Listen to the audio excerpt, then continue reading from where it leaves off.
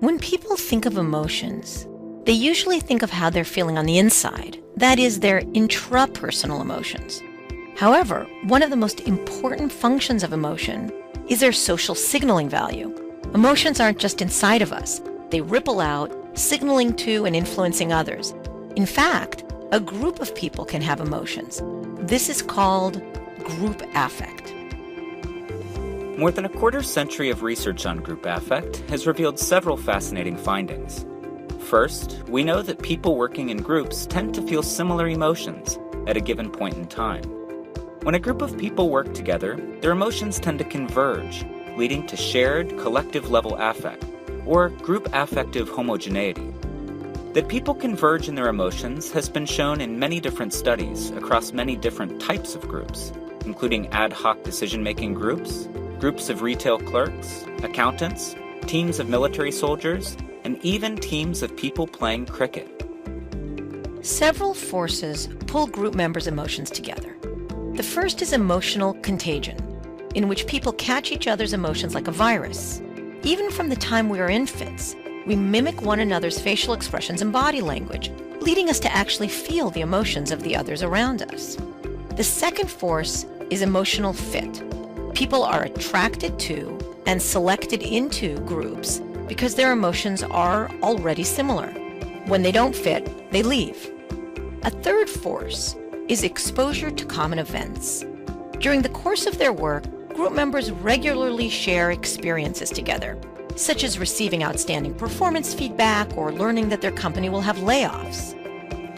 Common experiences yield common emotions among group members. Last, group members may experience and express similar emotions because they work within a strong organizational emotional culture. The underlying assumptions, values, and norms regarding what emotions people should show and the emotions people actually do show in a group. A second thing that we know about group affect is that positive group affect, shared feelings of happiness, enthusiasm, and excitement, for example, is usually good for groups. Shared positive feelings are linked to group members' satisfaction, cooperation, engagement, and even better group performance. For example, the positive mood of sales managers and their teams was positively associated with customer service quality in a retail setting. And in long-term care facilities, a strong emotional culture of companionate love, when the organizational norms are for employees to express affection, caring, compassion, and tenderness among themselves, was positively related to greater staff engagement and less burnout, which also enriched patient quality of life and family satisfaction. In contrast, negative group affect, such as shared feelings of sadness, anxiety, or frustration, has more complex effects on group dynamics. Research shows that shared negative feelings usually are linked to less satisfaction, engagement, and cooperation, as well as worse group performance. However, on occasion, negative group affect can lead to positive outcomes, like when a group that recently lost a big contract to a competitor benefits from the energizing experience of sharing anger, as long as it's brief. A third consistent finding in research on group affect is that the leader of a group can have a major influence on the feelings that group members share. This is especially true for charismatic leadership. The link between charismatic leadership and affect is so close that some researchers argue that emotions are the primary conduit through which charismatic leaders influence their followers and groups. While researchers have learned much about group affect over the past 25 years, there's still much to discover about this important phenomenon. First, although people in groups usually converge in their feelings, there are also differences in group members' emotions. This form of group affect, called affective diversity, is not as well understood. More research is needed to answer the question, how does divergence in group members' feelings influence group dynamics? Second, group emotions such as happiness, anger, or fear change over time.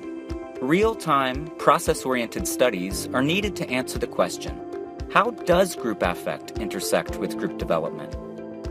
Last, groups are always embedded within a societal, cultural context.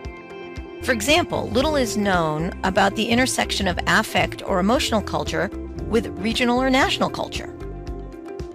What are the practical managerial implications for managing group emotion?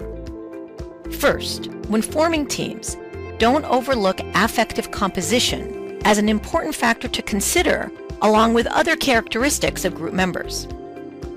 Second, cultivate shared positive feelings to produce better group attitudes and performance.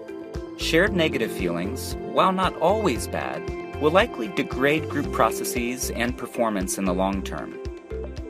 And last, because leaders and managers in particular can infect others with their feelings and also create a distinct emotional culture, they are a powerful and perhaps primary driver of a team's mood.